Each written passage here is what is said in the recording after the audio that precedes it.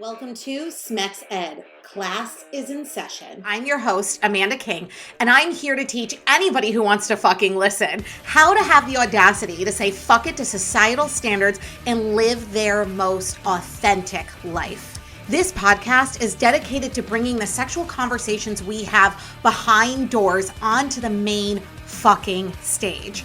Because sex, masturbation, squirting, guess what? It is all normal. And by bringing these conversations to the forefront, we help people feel less alone in this world. We help them feel safe. We help them gain their power back. We help them step into their confidence and express themselves sexually in this world unapologetically. Because it takes fucking audacity to be your truest self. And we have a boatloads of audacity all up in this bitch. So let me ask you this. Are you ready for some epic shit? Hello, everybody. So I wanted to do today a little differently where I come up and answer a lot of your follow-up questions to the training I did on anal sex toys. The one I did where I was kind of comparing the different toys and telling you how to use them and what they're for and everything, because I received a lot of follow-up questions in regards to that. So this is what we're going to do today. So buckle up. So the first question is, how do you bring up that you want to participate in anal play with your significant other? Anytime you bring up a conversation that has to do with sexual interests and or experimentation, know that people have their own preconceived notions that they're bringing to the table, right? Society tells us one way to think about sex. So for example, when we look at anal sex in general, society says that if a vulva owner participates in anal sex, she's a dirty slut and a whore. If a penis owner participates in any type of anal play, it means that he's not a real man and that he is gay and must like other men. Neither of which are true at all. But this is what society tells us when it comes to anal sex.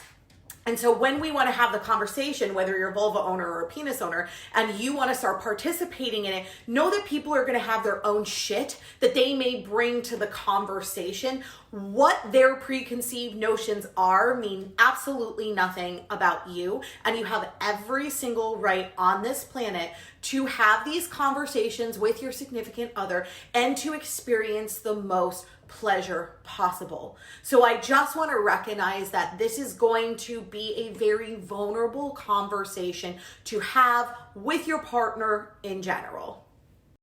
So if you are nervous or scared or feeling a little bit vulnerable when you are ready to open yourself up to this conversation, it is completely normal, because anytime we talk about sexual experimentation, it does get a little nerve-wracking, and it is something that requires a lot of bravery to bring up. Let's just be honest. So when you are bringing it up to your partner, first off, I think the worst way to bring anything up sexually with your partner is kind of to blindside them with it, or sitting down and being like, hey, can we talk? Or can we sit down and talk about something? Like, I feel like that is just a really abrupt way to start a conversation, and it automatically puts everyone on edge, because if I'm thinking, hey, we need to talk about something, I'm thinking something's wrong already. And so this could be a conversation where you are just kind of casually mentioning it or casually bringing it up, or you're watching TV, or you guys are just kind of hanging out, and you could sit here and say, you know, I've been thinking a lot about our sex life and I love it and it is so good, and I've kind of been thinking I want to try something new, and I'd love to talk about it if you're open to talking about it. And typically your partner, because they care for you and they love you, will say, okay, and they're going to get weary. Just be expected of that, because once again, everyone has their own shit when it comes to sex. So if they're sitting here and they're acting a little weary, it is your job to kind of steer the conversation. Always start out with something positive about your sex life, of like, I love when we are intimate, and I'm really thinking of ways to increase our intimacy, not only inside the bedroom, but outside the bedroom as well. But I want to try something new in the bedroom in order to feel connected to you, in order to increase that intimacy. And I wanted to know how you felt possibly about experimenting with anal play. Now, if they're taken aback a little or feel shocked or kind of blindsided, just let them sit with it. Don't pressure them to answer right away, and don't force an answer out of them. So you could say, hey, I just was wondering, like, would you be open to discussing exploring anal play with either yourself or your partner, whoever you want? And allow them to say either like, yes, I am open to discussing it, or no, I'm not open to discussing it, without trying to pressure them into an answer. Once they give you your answer, right? And if they're like, yes, but I'd like to discuss some things first, have that open conversation, have that dialogue, be honest about the reason that you want to explore those ways of pleasure, right? And make it more than meaning, oh, well, it's just because like I want to get off this way. Like, explain why. Use your words and emotions to just be like, I have never been able to explore that facet because of my own preconceived notions, and I am just trying to open myself up a little bit more sexually, and I trust you. And I know that if I'm going to do this, I want to do this with you because you're my person, and I know no matter what, I'm going to be safe in doing so, and so I want to be able to explore this. And then have the conversation with them. Be open to hear them. Now, if they come off and they're an instant, no, I'm not interested in that, you have to respect their wishes. And it could be a way of looking at it and saying, I absolutely understand that. If you are ever open to the idea of exploring that avenue with me, I would like to have a discussion with it. Or if you have any reasons that you're really adamant against it, can you please share those with me so that we can have a discussion over them?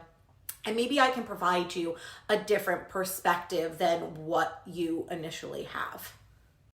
The worst thing you can do with a partner is pressure them into making it feel like it's an obligation rather than something they want to do. No one wants to do anything that feels like a chore in general, especially when it comes to anything sexual, because if you make them feel forced, or you make them feel pressured, or you nag the living shit out of them and tell them, well, I think it's stupid that you don't feel that way, and this is why, and it's about me, and I thought we're supposed to be a partnership. When you come with that energy, will they eventually cave? I don't know. But if they do cave, they are going to have so many resentful feelings towards you. They're going to be miserable the entire time. And when it hurts or when they feel uncomfortable, they are going to turn around and blame you, as they should, because you have now put this huge pressure on them to do something they don't want to do. And they have every single right to say no. And I know that's hard to hear sometimes, especially when you are trying to explore things sexually, because you want your partners to be open. But once again, everyone has the right to their own body. And even if you have been married for 100 fucking years, you have no right to another person's body. So if they don't want to experiment, you have to let it just go. If you want it to possibly be a conversation in the future, saying to them, I respect that, but if you're open to have conversation about this in the future, please come to me when you're ready. If you have any questions about it, if you have any feelings about it, can we just please come to me so we can discuss this together? And then you leave them alone. You let them process the information on their own. You let them sit with it. You let them, just let them be. And when they are ready, they will come to you. And if you just sit back, let them process, let them take space, let them go through their own emotions and their own ideas and perceptions on it, they may come back to you willing to talk and or negotiate in a way.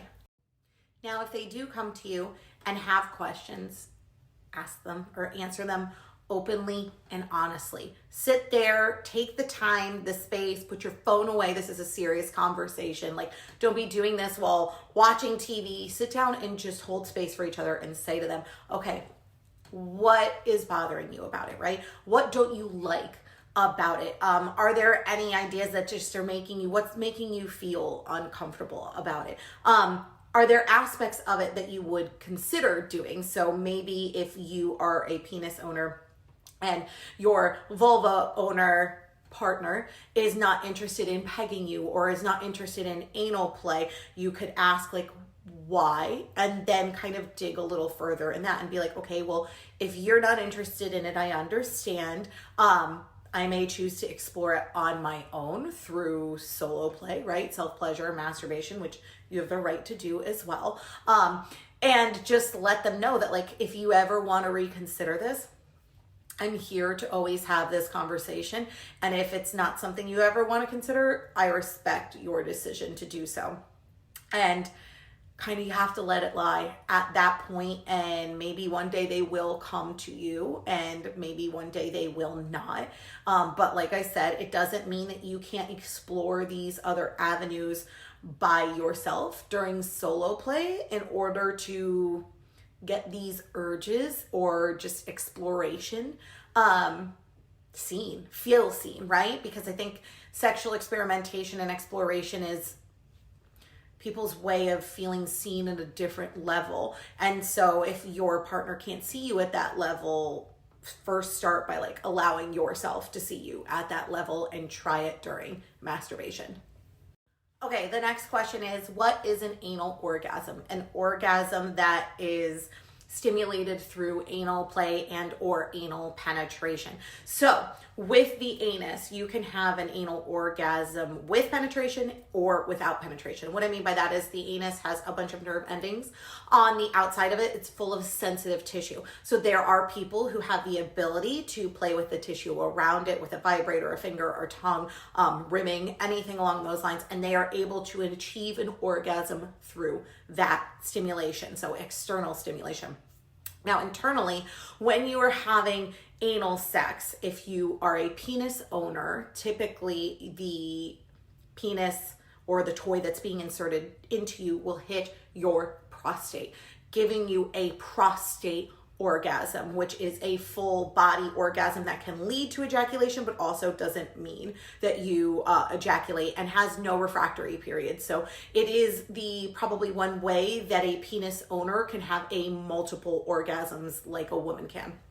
Now, if you are a vulva owner, it is when the penis is inserted inside the anus, it typically is hitting your A spot, which is actually located in your vaginal canal. But what is happening is when you are being penetrated, it's hitting against the back end of that A spot. The A spot is the anterior fornix erogenous zone. Say that 10 times fast. So when you are having anal sex, a lot of the anal orgasms is because you're hitting the A spot from the anal penetration. And then anal orgasms feel a little different than normal orgasms. They feel a little different for everybody. Orgasms feel different for every single person. So typically it comes from internal or external stimulation of the anus. Now, usually a follow-up question to that is, can everybody have an anal orgasm?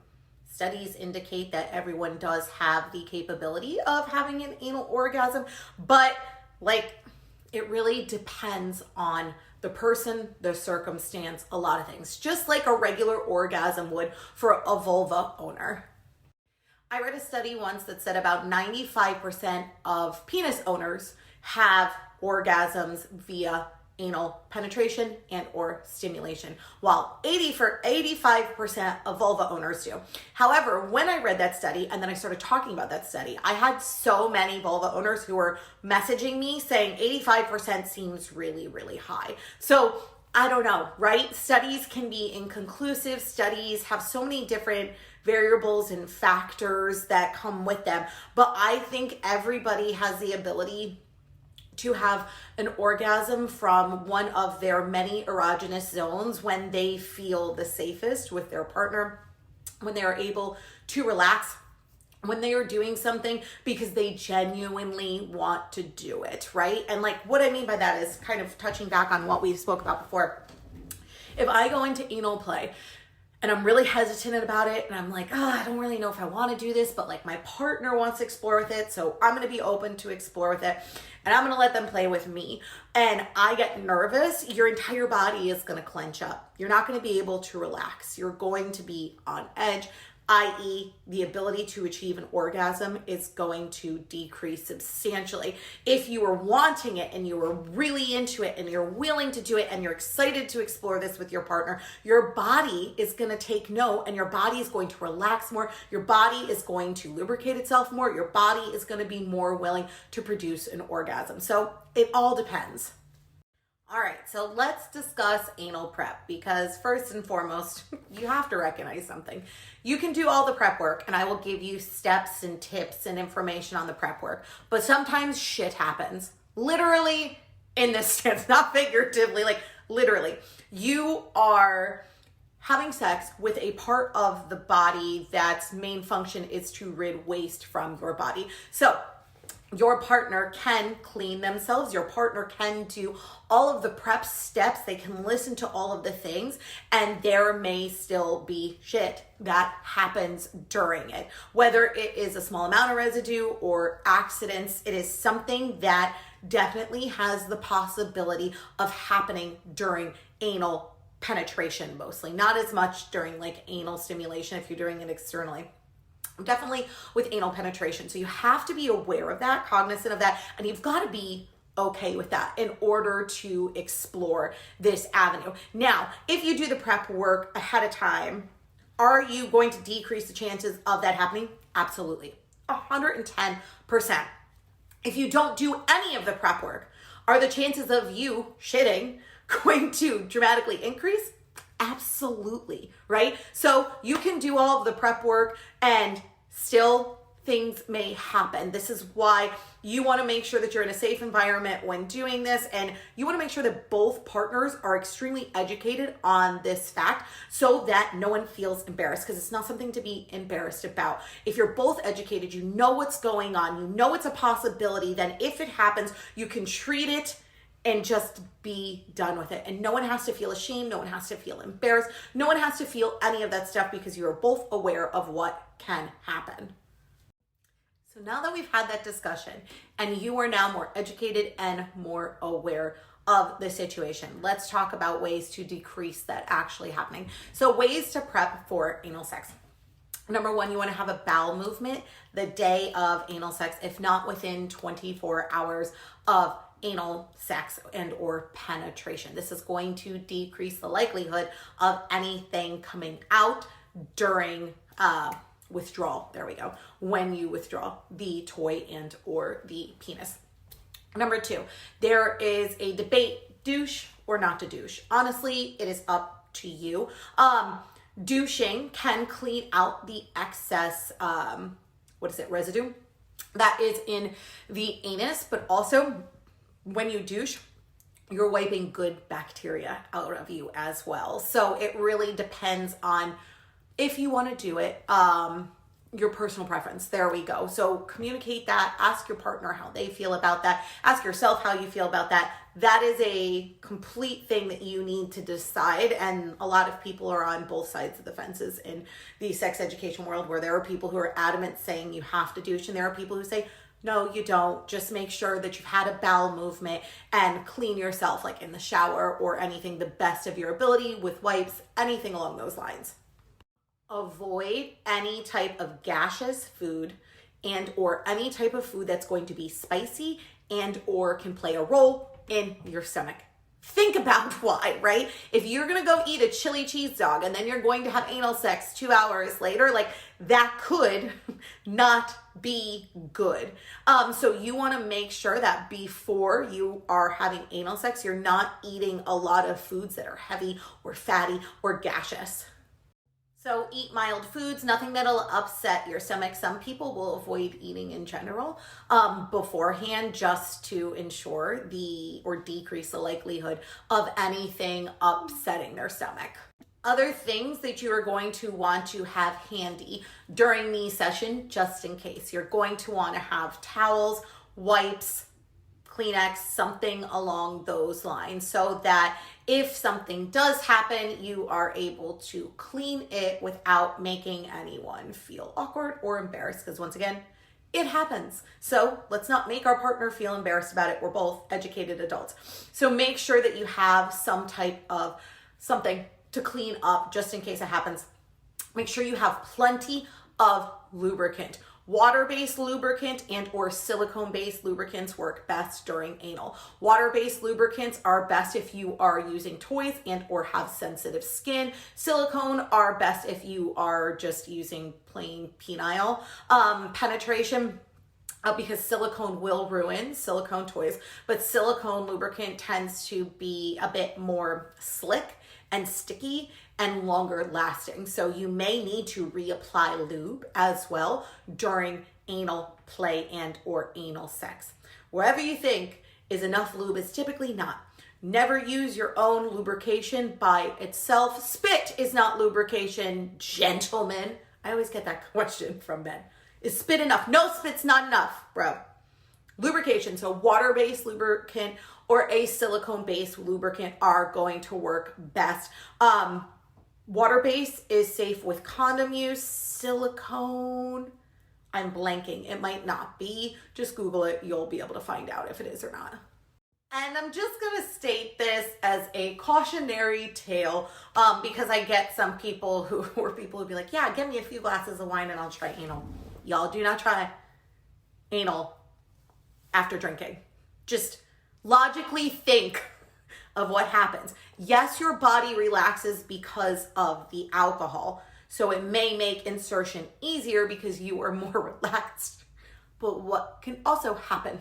Your body becomes so relaxed during that when you pull out or withdraw, it is an increased likelihood that you are going to have an accident because alcohol in general runs through your system super easily. It makes people gassy. It makes people feel, bloated and gross. And so there is going to be an increased likelihood of accidents happening if you are drinking prior to doing this. So don't think to yourself, oh, well, I'm a little nervous. I'm going to have a half a bottle of wine or I'm going to have a few beers before I let my wife peg me. Just don't do it sober so that you are also equipped to handle what happens if there are accidents. Just had to add that piece of information. Okay, so let's address this question. You've been participating in pegging with your partner. He did not do the necessary prep work, i.e. accidents happen. And now you're trying to talk to him about cleaning himself beforehand and he won't do it. This is where we need to have the discussions of boundaries and non-negotiables during sexual acts, because when you are experimenting sexually with a partner, you should always have open conversations about your limits and or boundaries and or safe words so that everyone is safe and feels comfortable and enjoys doing what they're doing. Now, if you participated in pegging with him and an accident happened and it was no one's fault, right? Maybe he didn't do the prep work, maybe he didn't know, whatever. Once again, shit happens. That happens, right? And you're handling it really well. Now, if you say to him, okay, well, I don't want that to happen again. That made me uncomfortable. I wasn't really liking that, or it took away from the moment for me, maybe a way of stating it. Then you have every right to say, if you would like to continue this style of sexual experimentation, i.e. pegging, then you need to ensure that you are doing the proper anal prep work before we participate it. And so you both sit down and you go over what that prep work is. Listen, share this podcast episode with them. Search Google. You can literally search Google for anal sex prep or pegging prep, and they will give you a laundry list, just like I did, of stuff to do ahead of time. Now, on the day of, you could say, okay, so we're doing this. Have you followed through with the prep work like we discussed? Now that you've set the boundary of, if we are going to experiment with this type of sexual stimulation, you need to put the effort in to do the prep work ahead of time.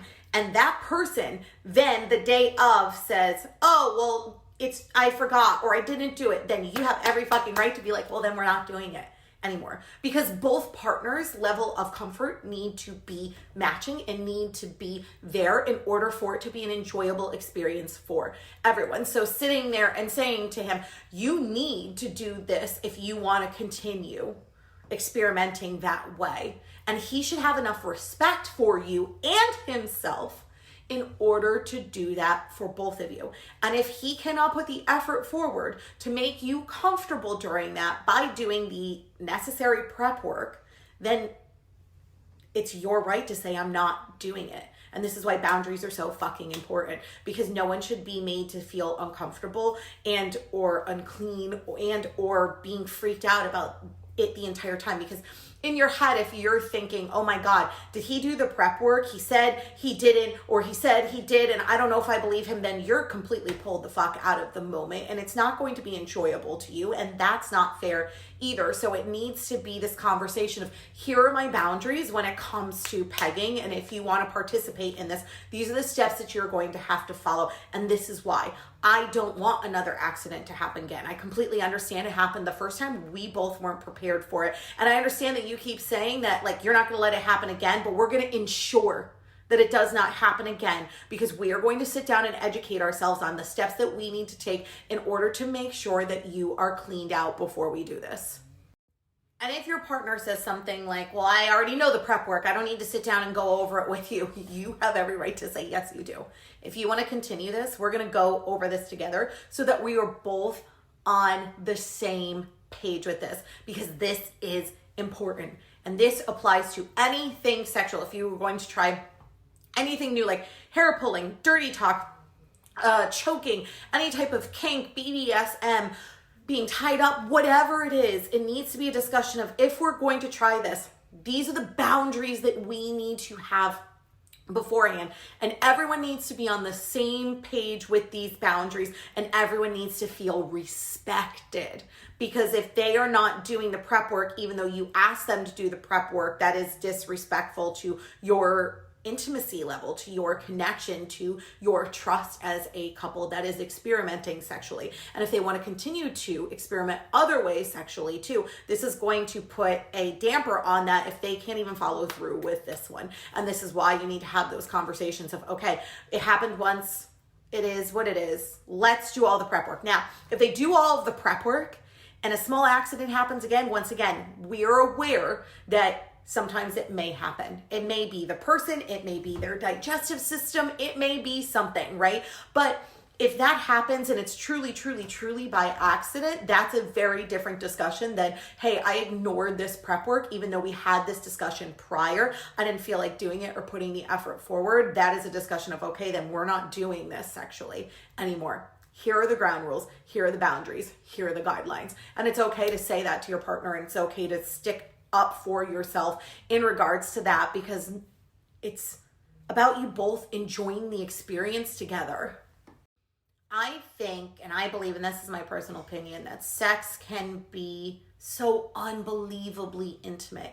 And there are ways to increase your intimacy between both partners with the different things and the different styles of sexual exploration that you two want to experiment with. Like, this is what sex is about. It's about seeing and recognizing how intimate we can get with ourselves and that we can get with our partner in the moment. And when two people let down their walls and are truly intimate with each other during those moments, that is when you have the most, like, mind-blowing, incredible, like, soul-crushing in the best way style sex.